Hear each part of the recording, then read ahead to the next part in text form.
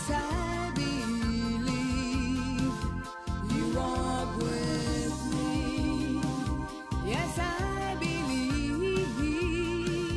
I want to see your face so my dreams can find reality. Until then, I'll believe you're everything good I see. I have seen you in a sunny day. I have seen you in a stormy night.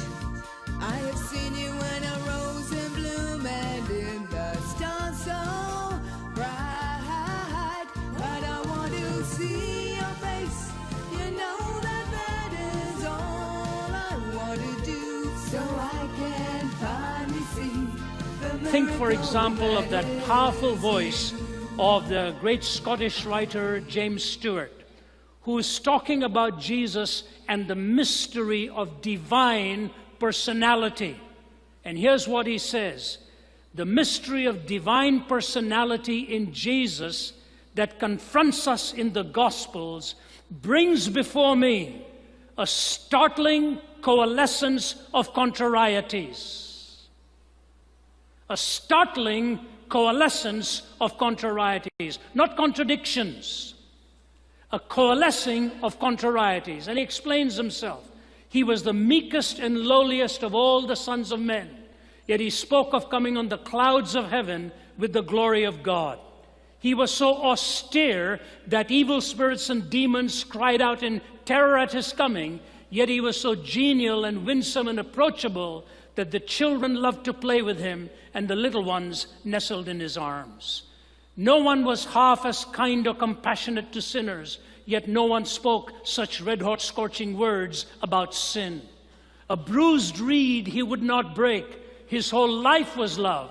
Yet on one occasion he demanded of the Pharisees how they ever expected to escape the damnation of hell. He was a dreamer of dreams and a seer of visions, yet for sheer stark reality, he has all of our self-styled realists soundly beaten. He was the servant of all, washing the disciples' feet, yet masterfully he strode into the temple, and the hucksters and money changers fell over one another in their mad rush to get away from the fire they saw blazing in his eyes. He saved others, yet at the end, himself he did not save. There is nothing in history like the union of contrasts which confronts us in the Gospels. The mystery of Jesus is the mystery of divine personality. This startling coalescence, the more you turn to the pages of Holy Writ and find 15 years of Scripture converging into this person and all that he lived, stood for, and brought for you and me, reminds me again and again, there's nothing in history like this. He stood before Pilate in an extraordinary conversation when ethnic tensions were before him in his questioning, where political tensions were before him. And Pilate looked at him and said, "Are you a king?" The amazing thing about our Lord is a majority of times when he was asked a question, he questioned the questioner to help the questioner open up within their own assumptions and determine the entry point of the discussion. When you question your questioner, you very quickly learn that intent is prior to content. If the intention is to pursue a lie, no amount of truth will ultimately accomplish much. For, says George MacDonald, to give truth to him who loves it not is to only give him more multiplied reasons for misinterpretation. And here he is before Pilate, and he looks at Pilate and he says, "Are you asking this question on your own, or has somebody set you up for asking this?" Pilate looks at him and says, "Look, I didn't bring you here. It was your people who brought you here. Are you a king?" He said, "Yes, I am, but my kingdom is not of this world, and they that are on the side of truth listen to me." Pilate looked at him and asked the most profound question with the most irreverential sequel. He said, "What is truth?" and walked away. He was standing in front of the embodiment of truth and never waited for the answer. And so what I want to do within a few moments tonight is demonstrate for you how it was that in who he claimed to be and what he taught, his answers corresponded to reality, because that's what truth is all about. But not only did his particular answers correspond to reality, the cumulative answers that he gave brought a coherent worldview to look at all of the strands of reality and be able to bring about a worldview that was consistent and coherent. There are two tests for truth: correspondence and coherence, and you'll see both of them very clearly demonstrated in him. Let me just take 3 or 4 thoughts of how he demonstrated the truth and lived it out. Number 1, he described the condition of your heart and my heart in the most accurate terms. He did not merely call it mistaken ways of choosing or living. He did not just talk about it as wrong-headed choices. He talked about it as that which was truly in transgressing the moral law of God. He called it sin. The world of a difference that is made when you recognize that. Just a few days ago, I was talking to a good friend of mine in Atlanta, one of the fine comedians, Jeff Foxworthy. And Jeff and I were talking, and you know, a lot of people don't know the marvelous work that this man does for Christ. And we were talking on the phone and planning an event together, and I said, how was your day today? It was a Sunday night. I was actually just 2 Sundays ago, I was in Indonesia, and I was talking to him from there. He said, Ravi, I've just come back from my favorite time of the week, where he goes and does a Bible study with the homeless in the inner city in Atlanta. And here's what Jeff said to me. He said, the more he described it, I said, Jeff, I want to go with you sometime. He said, I would suggest you don't, because it's addicting. He said, everybody I take there never wants to do anything but come back with me. And he said, Ravi, there's one guy there who we'd been studying the prodigal son's story, and this guy's been a homeless man for 22 years. And he said to us last Sunday, he said, Jeff, I want to say something to you. The more I read of the prodigal son's story, I realized my life had just not been exemplary in mistaken choices, but that I had sinned before God. He went back home to his mother, and he said to her, I have lied to you, I have stolen from you, I have cheated you, I have betrayed you, I have done so much to hurt you. Mother, I want you to know, I've not just made mistakes, I've sinned against God, and I've sinned against you, and I ask you to forgive me. Jeff said, Ravi, the guys sitting around there listening to this, it wasn't long before the tears were running down their faces, and his mother finally said to him, I want you back home. I want you back home. And so he was bidding his homeless mates goodbye on the recognition of sin, finding finally again the reunion with his family. It was the famed psychologist Hobart Maurer, one-time professor at Johns Hopkins, one-time professor at Harvard, who committed suicide when he was 75 years old. He wrote an article in the American Psychologist, and to you as counselors, I think it'll be extraordinary if you haven't heard this statement from him. He wrote an article in 1960, sometime before he took his own life. He called it Sin, the Lesser of Two Evils. And here's what he said. For several decades, we psychologists have looked upon the whole matter of sin and moral accountability as a great incubus, and we've acclaimed our liberation from sin as epoch-making. But at length we have discovered that to be free from sin, that is to have the excuse of being sick rather than being sinful, is to also court the danger of becoming lost.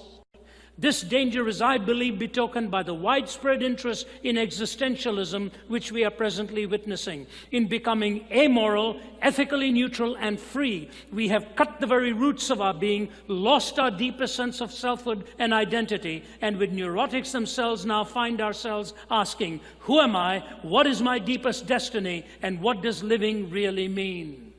And then he quotes the Anna Russell psychiatric folk song. At 3, I had a feeling of ambivalence towards my brothers, and so it followed naturally. I poisoned all my lovers. But now I'm happy I have learned the lesson this has taught, that everything I do that's wrong is someone else's fault. You know what Hobart Maurer said when he wrote that article, Sin, the Lesser of Two Evils? He said he got more adversarial and hostile mail from his contemporaries in the discipline of psychology, wondering if he too had now succumbed to this idea of sin, rather than just dealing with some kind of a naturalistic horizontal theory of psychological maladjustment. It is true, when you look at your heart, and I look at mine, the dark designs that often stalk us. I'll never forget in the 1980s, when I was relatively early in my ministry, I'd been invited to speak at some of the universities of Poland. This was still in the days of the Cold War. And on a given morning, my host, who was a medical doctor, asked me if I'd want to go to Auschwitz and spend a morning there. I said, you know, I've seen Buchenwald and Dachau. He said, no, they are concentration camps. This is a death camp. I think you ought to come with me. And so we took that long drive from Warsaw to Auschwitz. It was a cold, foggy day. I wasn't emotionally prepared for what I was going to see. Till this very day, I can tell you it made a profound, life-changing impact upon my own thinking.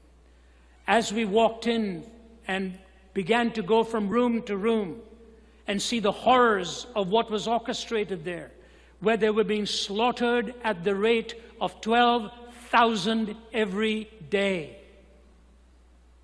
I walked into one room and saw 14,000 pounds of women's hair stashed behind glass, where the women had been scalped before they were taken into the gas ovens. And that hair was then taken and woven into some sacks and sold in the marketplace. And as I went from room to room, it was getting quieter and quieter with a handful of us. Nothing was being said.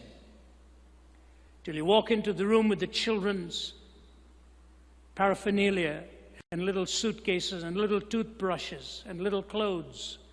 And you look at a picture of 2 boys castrated by Joseph Mengele, standing just staring in with a hollowness in their eyes that revealed what had been done to them. And just before the gas ovens, there was a sign there, the words of Adolf Hitler, I want to raise a generation of young people devoid of a conscience, imperious, relentless, and cruel.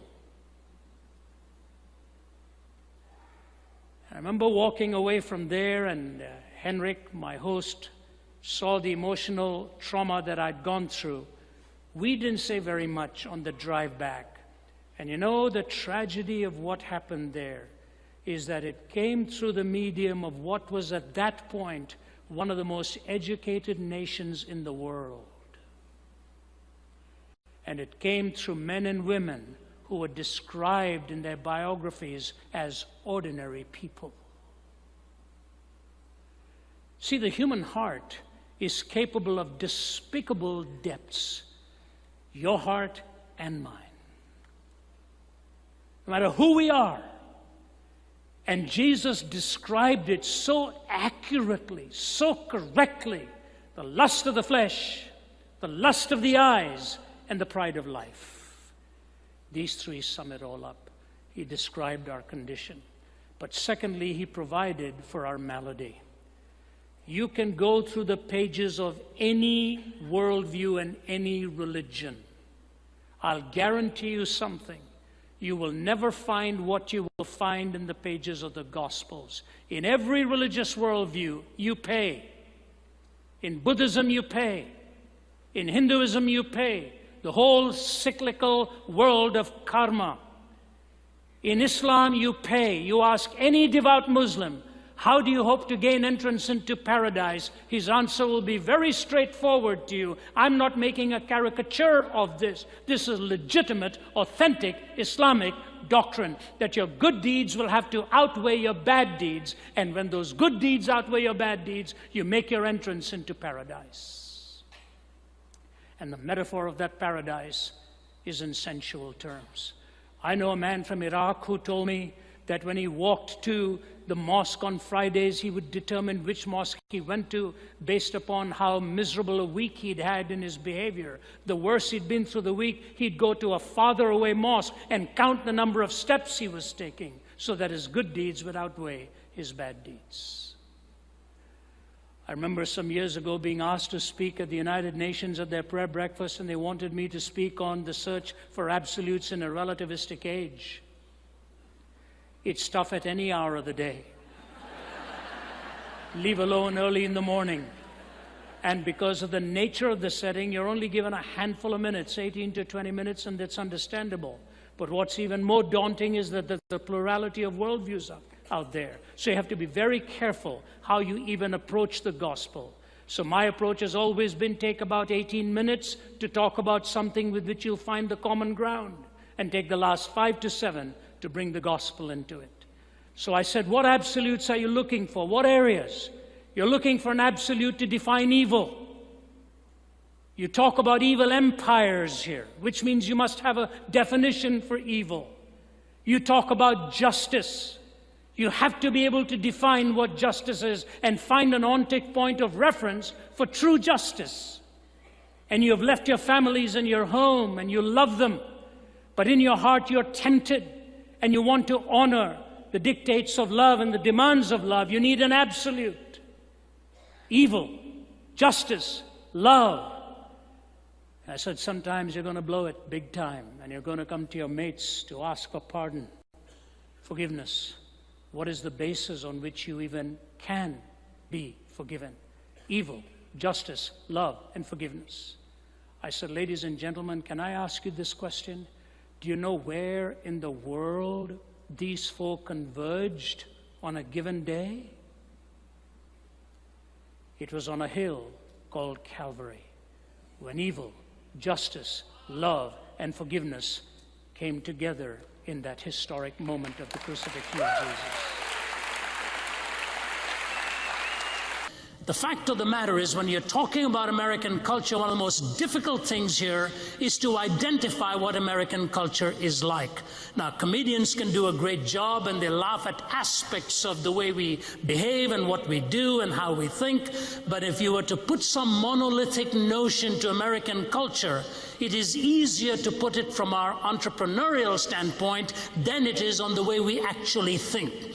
We have an enterprising spirit, we have an investing spirit, we know how to do marketing well, we know how to make money, distribute money, and so on, and make a market for almost anything that comes into the commercial arena. But how do we think as Americans?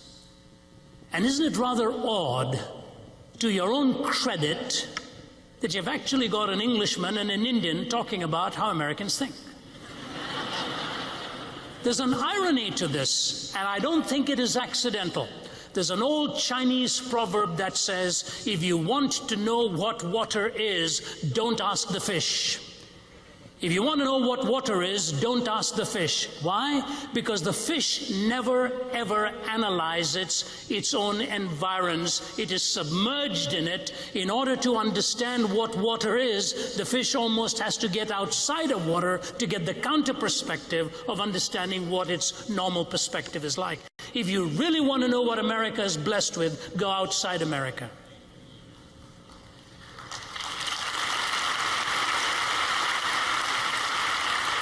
And time again, while I do about 200 to 300,000 miles a year, covering 15, 20 countries a year, and covered nearly 60 in my lifetime now, I have many times come back and said, Americans do not know what it is they are destroying. What it is that we are systematically pulling apart. Now, I could go into many aspects of what our culture is like, but basically, when we start thinking of American culture, we are a group of individuals with an incredibly individualistic way of thinking. It's both the glory and the shame of America. It gives you the privilege as an individual to be yourself. But many, many times we find out that we almost have to sacrifice some of that ego and some of that pride in order to absorb that which may be different from us. Many, many years ago, Taylor Caldwell wrote the book Captains and the Kings. And in that book, she has one character saying this: I have no country, no allegiance, no loyalties, no kinsmen among others. The world rejected me when I was defenseless, and so I reject it now. With all my heart and with any passion I still retain, and ask of it only to remain apart from me as I do what I must do. Do not try to stir up in me any commitment to any man or nation or faith or cause. Do not try to draw me among you, or even to speak to me as one of you. Leave me alone, and I will let you alone. Because if I should become any part of you or engage myself among you, I could not bear to live any longer. So let us live in a truce. The man who walked out onto the Virginia Tech campus and opened fire could have written 3/4 of that himself. I don't want to be a part of you. Leave me alone, and I will leave you alone. And he was desperately searching for an identity all along. If any one of you wants to get deeper into the subject, I recommend the book that I wrote many years ago called Deliver Us from Evil, in which I took 3 sociological phenomena that were making their move across the Western culture at that time. I won't go into that except to highlight 3 ideas that I shared. 3 things were happening in America from the 70s to the 80s. One was the process of secularization. Secularization is nothing more than this. It is a process by which religious ideas, institutions, and interpretations have lost their social significance. May I repeat that for you? Secularization is a process by which religious ideas, institutions, and interpretations have lost their social significance. So you take any moral issue of our day, any moral issue, from sexuality to the essence of life in its mother's womb, to the place of the home, and all of the place of religion and so on. And ask yourself the question, does a person with religious authority have any place in idea formation anymore? Or do you automatically rule them out by virtue of the fact that they are religious? When religious ideas, institutions, and interpretations have lost their social significance, and I mentioned in the book that if secularism has its way, ultimately, the logical outworking will be a sense of shame. Then I took the concept of pluralization. Pluralization is where there's a competing number of worldviews available to its members, and no one worldview is dominant. This is distinctively American. If you walk through the streets of India, there's no doubt in your mind that this is a Hindu culture. If you walk through Iran or through Saudi Arabia, there's no doubt in your mind that this is an Islamic culture. If you come into America very quickly, you will see the term pluralism, pluralization. But what has actually happened over a period of time, and I want you to understand this very carefully now, if pluralization is extended to mean moral relativism, then you're on a deadly course.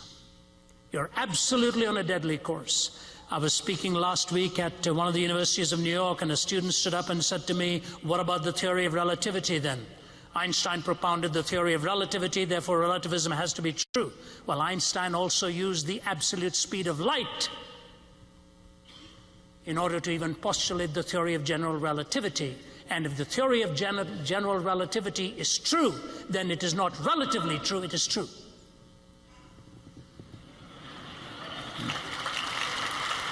So pluralization is where there's a competing number of worldviews available to its members, and no one worldview is dominant. If you imagine in the culinary terms, you're walking through a buffet line of worldviews. And in America, you can pick any worldview you want. It's there. Now listen to me carefully. When secularization has done its bit, it leads to a loss of shame. When pluralization has done its bit, it leads to a loss of reason. There's no such thing as truth anymore. And finally, I said the third mood is privatization. Privatization basically meaning you're allowed to believe whatever you want religiously, but keep it private. Don't ever bring it into the public square. And what privatization did was kill the sense of meaning. So secularization took away the notion of shame, pluralization took away the notion of reason, privatization took away the notion of meaning. Many years ago I read this. It well summarized it. In the 1950s, kids lost their innocence. They were liberated from their parents by well-paying jobs, cars and lyrics and music that gave rise to a new term, the generation gap. In the 1960s, kids lost their authority. It was the decade of meism. Church, state, and were all protested against and were all called into question and found wanting. Their authority was rejected, yet nothing ever replaced it. In the 1970s, kids lost their love. It was the decade of meism dominated by hyphenated words beginning with self, self-image, self-esteem, self-assertion. It has made for a very lonely world. Kids have learned everything there is to know about sex. They've forgotten everything there's to know about love. And very few have the nerve to tell them that there is indeed a difference. In the 1980s, kids have lost their hope, stripped of innocence, authority, and love, and plagued by the horror of a nuclear nightmare. Large and growing numbers of this generation have stopped believing in the future. Last week, USA Today's front page article, a dramatic rise in suicides. The highest numbers changed were in those of the preteen young girls. Sooner and sooner and sooner, despair is coming. And the fascinating thing about this is when I was in Singapore a couple of weeks ago, the front page story was on the increased numbers of suicides in Singapore. And the highest numbers were in the 40s and 50s category, which is utterly fascinating to me. Wealth in Singapore makes our wealth look tame. They've made it big. They're managers of finance, big money amongst the Chinese tycoons. So here we are in the young teenagers who've lost hope before they have time to even think clearly, because they see what's out there and it's already made them empty. Out there they reach the pinnacle and find out there was nothing there, and they're finishing it off. I want to base my talk tonight on a quotation I have used over many years. And I want you to listen to it carefully, and I'm going to take 3 of the points highlighted in that, the ideas in there, and unfold my talk as quickly as I can here. In the 1970s, Malcolm Muggeridge, the British journalist, said this: "It is difficult to resist the conclusion that 20th century man has decided to abolish himself. Tired of the struggle to be himself, he has created boredom out of his own affluence, impotence out of his own erotomania, and vulnerability out of his own strength. He himself blows the trumpet that brings the walls of his own cities crashing down, until at last, having educated himself into imbecility, having drugged and polluted himself into stupefaction, he keels over a weary, battered old brontosaurus and becomes extinct." If you were to take that statement and write it out and examine it phrase by phrase, 30 years later, Muggeridge's prognostications have turned out to be true. That's what's happened to American culture. May I take 3 of his ideas in there? Number 1, boredom out of his own affluence. How affluent we have become. How much we have. How many cars. How many options of food. How many choices of clothing. How many channels for entertainment? Everything is in abundance. If America is described in one word, it would be the word abundance. We have it all. And yet, the boredom quotient is rising and rising and rising all the time. The average young person cannot be engaged for too long anymore. That's why you go to church and you may as well have a spinal cord made out of plastic napkin rings clicking every 30 seconds, because our attention span cannot take it any more than that. From music to all of the pounding that goes on, we are catering to this inability to be engaged for any period of time. Isn't it fascinating? We can't sing 3 verses of a hymn, but we'll sing 2 lines of a chorus 15 times.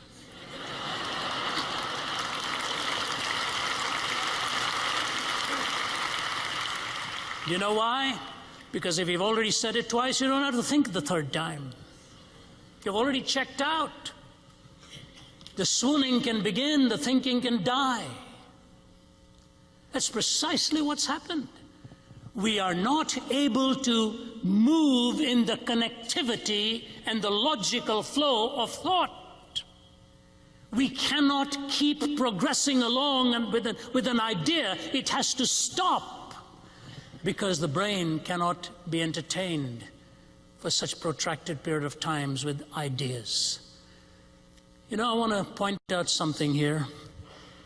If you are living for matter, materialism, you will be bored with your existence very quickly, because you have deep hungers that matter alone can never satisfy. You see, matter alone will never fulfill you. There's a soulish drive to belong. There's a soulish drive that wants to take you back to your roots. We all want to know from whence we came. How can a culture ever survive if it completely repudiates its roots? He who completely repudiates his roots is not very far from destroying the future as well. So materialism ultimately mitigates the force of the soul. Secondly, impotence out of erotomania. We have pressed the pleasure button so often that we end up becoming absolutely insatiable in pleasure. You press that button often enough, and again and again and again, and you'll find you've reached a point where you will no longer sense that pleasure. You have exhausted the pleasure calculus, as it were. You will never find that fulfillment. And so when materialism goes its full distance, it destroys the hunger of the soul. When hedonism goes the full distance, it ultimately severs into the hunger for relational values. When I wrote my book, Jesus Talks to Oscar Wilde, Sense and Sensuality, I never ever expected to read what I did from the pen of Oscar Wilde. I went into France, saw the hotel where he had spent his last hours in his 40s, the man who'd lived for sensuality and pleasure and indulgence, unbridled. Any kind of sexuality you could think of, he had indulged in. His autobiography, though not intended, was almost crafted in the book, The Picture of Dorian Gray, the maligning of his life by pure, sustained, unbridled sensuality in every direction. He was the dandy of his time. He was the quintessential hedonist. People said when Oscar Wilde walked in a room with his red and black silks in his attire and the pinks and all of the colors, every head would turn, and Oscar Wilde would never worry about the attention. That's what he wanted. And yet, as he lay dying of this horrible disease he'd picked up in his body, his lover is sitting next to him. And as he turns his head, he looks at Robbie Ross and he says, "Robbie, I have a question for you. All those young boys you and I loved, did you ever love one of them for their own cause and their own purpose? Did you ever love them for their own sake?" What a question to ask on your deathbed. After a life of hedonism, which knew no boundaries, he's looking at his, quote, lover, and he says, "Robbie, before I die, I want to ask you this. Did you ever love any one of those little boys for their own sake?" Robbie says, "No." He says, "Neither did I. Neither did I. Get me a priest. Bring me a minister. Only the blood of Christ is big enough now to cleanse my heart." This was Oscar Wilde. When he was carried into the church where the funeral of Blaise Pascal was also held in Paris, ironically, and Pascal's jacket hangs in the back room of the minister there, and you read the description of Oscar Wilde's funeral, you'll find something out. There was not one chord of music played in that funeral. There was nothing to sing about.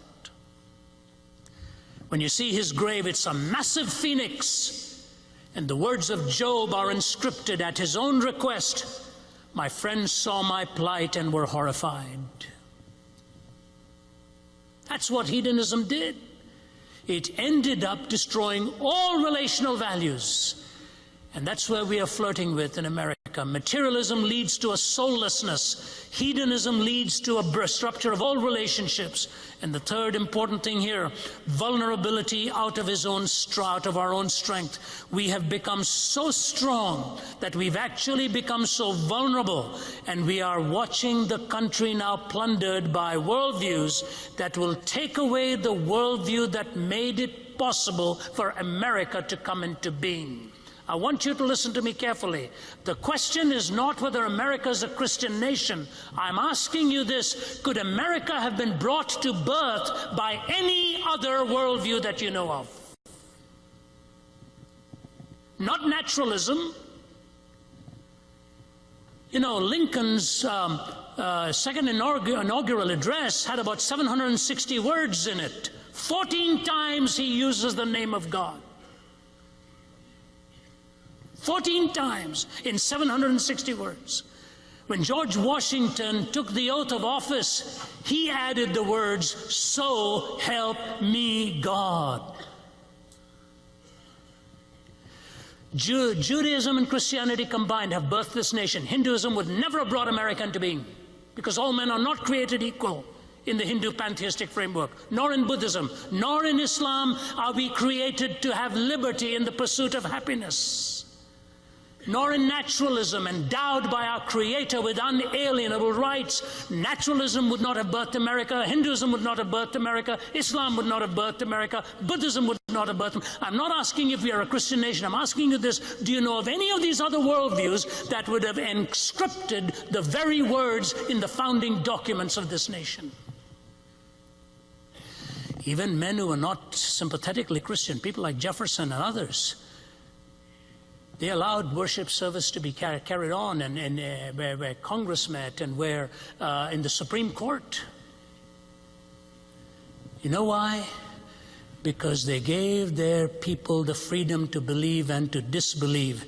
Now we have got a brand of atheists who are actually wanting to take away our freedom to believe. You know, along with Michael Desert Moore, I lecture at Oxford University 3 times a year.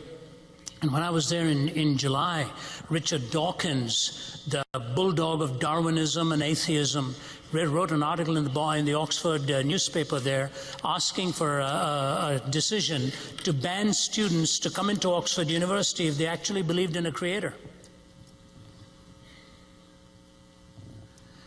You know what the motto of Oxford University is?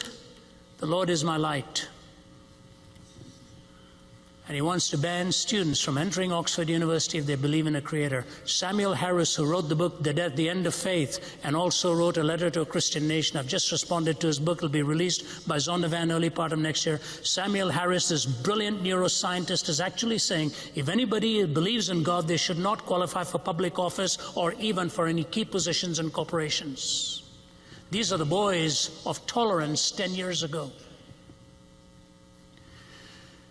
The reality is, we have created vulnerability out of our own strength. Let me transition here quickly. No human being in this world lives by pure reason. None. Not the atheist, not the naturalist. Today's New York Times has 2 brilliant scholars questioning the atheists on their faith. Brilliant scholars today have responded. One is Stanley Fish, one is Richard John Newhouse. Because Samuel Harris is talking about the day will soon come where we'll be able to explain all kinds of behavior by neuroscience. And they basically say, until then,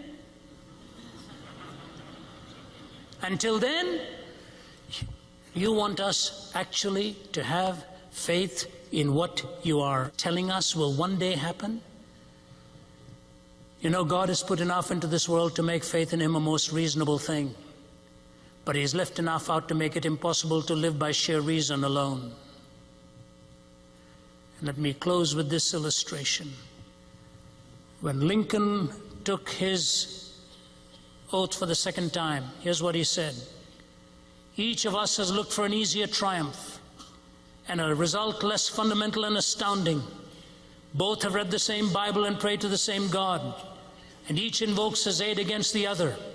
It may seem strange that any men should dare to ask just God's assistance in wringing their bread from the sweat of other men's faces. But let us judge not, that we be not judged. The prayers of both could not have been answered. That of neither has been answered fully. The Almighty has his own purposes. With malice towards none, with charity for all, with firmness in the right as God gives us to see the right, let us strive on to finish the work we are in, to bind up the nation's wounds, and to care for him who shall have borne the battle, and for his widow, and for his orphan. And he goes on.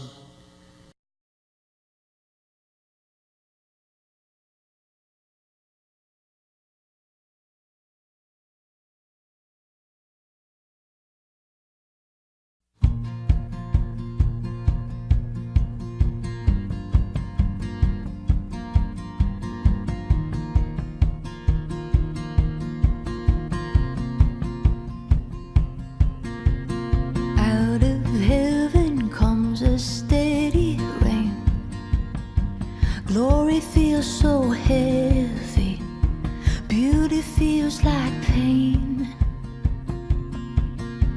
and out of darkness comes a steady light.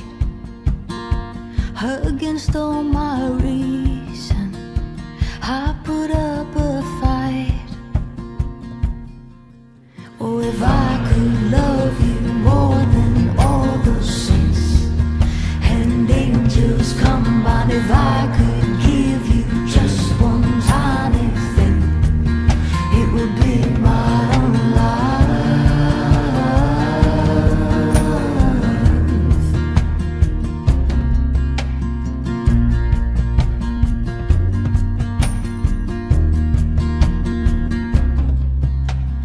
Rivers carve the valleys on my face.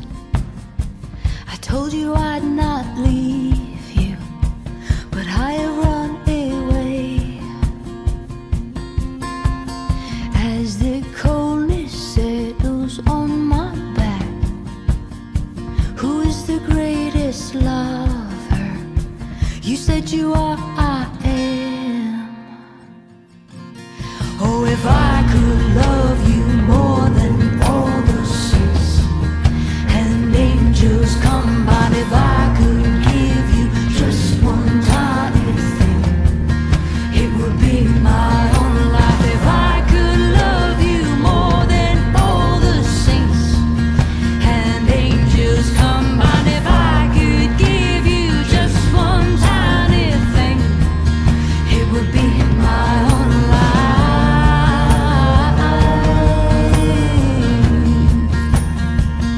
It would be my life.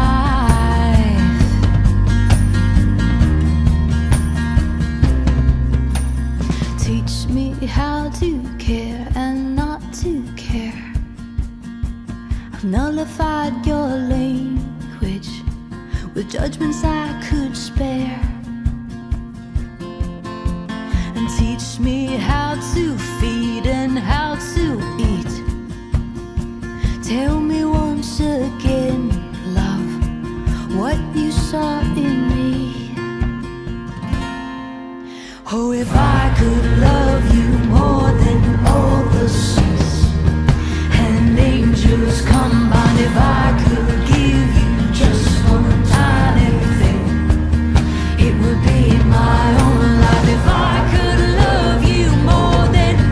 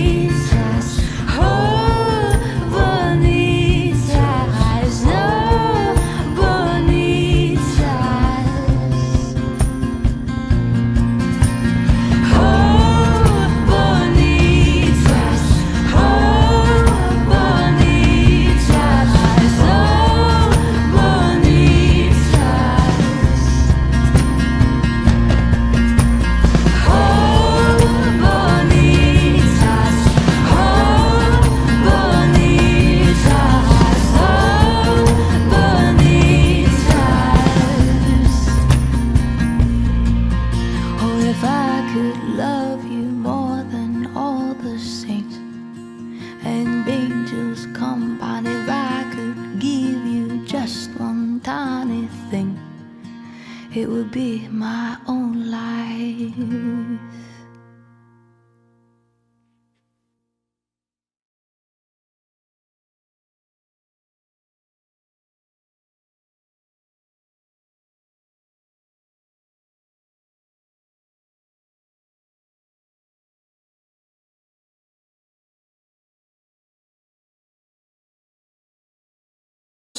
Of contrarieties. A startling coalescence of contrarieties, not contradictions. A coalescing of contrarieties. And he explains himself. He was the meekest and lowliest of all the sons of men, yet he spoke of coming on the clouds of heaven with the glory of God. He was so austere that evil spirits and demons cried out in terror at his coming, yet he was so genial and winsome and approachable that the children loved to play with him and the little ones nestled in his arms. No one was half as kind or compassionate to sinners, yet no one spoke such red-hot scorching words about sin. A bruised reed he would not break. His whole life was love. Yet on one occasion he demanded of the Pharisees how they ever expected to escape the damnation of hell. He was a dreamer of dreams and a seer of visions, yet for sheer stark reality, he has all of our self-styled realists soundly beaten. He was the servant of all, washing the disciples' feet, yet masterfully he strode into the temple, and the hucksters and money changers fell over one another in their mad rush to get away from the fire they saw blazing in his eyes. He saved others, yet at the end, himself he did not save. There is nothing in history like the union of contrasts which confronts us in the Gospels. The mystery of Jesus is the mystery of divine. Question, are you on your own, or has somebody set you up for asking this? Pilate looks at him and says, look, I didn't bring you here. It was your people who brought you here. Are you a king? He said, yes, I am, but my kingdom is not of this world. And they that are on the side of truth, listen to me. Pilate looked at him and asked the most profound question with the most irreverential sequel. He said, what is truth? And walked away. He was standing in front of the embodiment of truth and never waited for the answer. And so what I want to do within a few moments tonight is demonstrate for you how it was that in who he claimed to be and what he taught, his answers corresponded to reality, because that's what truth is all about. But not only did his particular answers correspond to reality, the cumulative answers that he gave brought a coherent worldview to look at all of the strands of reality and be able to bring about a worldview that was consistent and coherent. There are two tests for truth, correspondence and coherence, and you'll see both of them very clearly demonstrated in him. Let me just take 3 or 4 thoughts of how he demonstrated the truth and lived it out. Number 1, he described the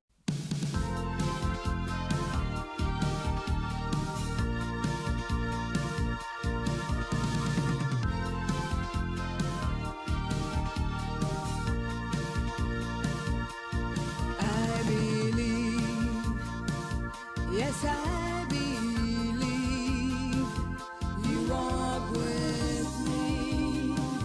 Yes, I believe I want to see your face so my dreams can find reality. Until then, I'll believe you're everything good I see.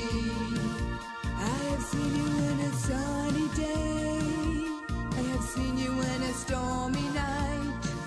I have seen you in a rose in bloom and in the stars so bright. But I want to see your face. You know that is all I want to do, so I can finally see the Think, for miracle example, of that powerful voice of the great Scottish writer James Stewart, who is talking about Jesus and the mystery of divine personality.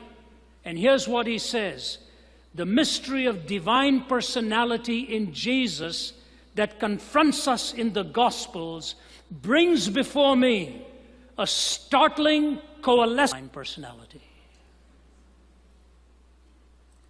This startling coalescence, the more you turn to the pages of Holy Writ and find 15 years of Scripture converging into this person and all that he lived, stood for, and brought for you and me, reminds me again and again, there's nothing in history like this.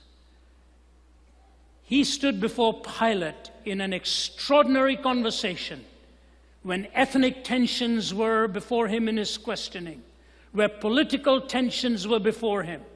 And Pilate looked at him and said, "Are you a king?"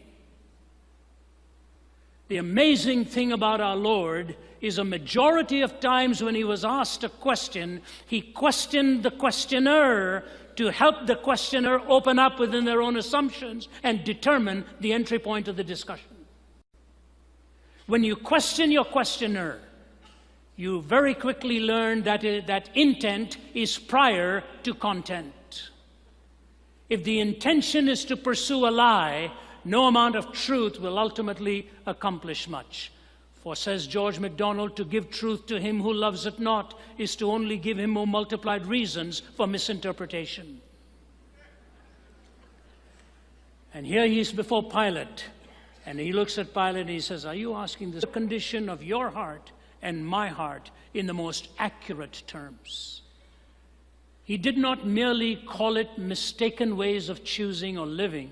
He did not just talk about it as wrong-headed choices. He talked about it as that which was truly in transgressing the moral law of God. He called it sin. The world of a difference that is made when you recognize that. Just a few days ago, I was talking to a good friend of mine in Atlanta, one of the fine comedians, Jeff Foxworthy. And Jeff and I were talking, and you know, a lot of people don't know the marvelous work that this man does for Christ. And we were talking on the phone and planning an event together, and I said, "How was your day today?" It was a Sunday night. I was actually, just 2 Sundays ago, I was in Indonesia, and I was talking to him from there. He said, "Ravi, I've just come back from my favorite time of the week, where he goes and does a Bible study with the homeless in the inner city in Atlanta." And here's what Jeff said to me. He said, the more he described it, I said, "Jeff, I want to go with you sometime." He said, "I would suggest you don't because it's addicting." He said, "Everybody I take there never wants to do anything but come back with me." And he said, "Ravi, there's one guy there who we'd been studying the prodigal son's story, and this guy's been a homeless man for 22 years. And he said to me, said to us last Sunday, he said, 'Jeff, I want to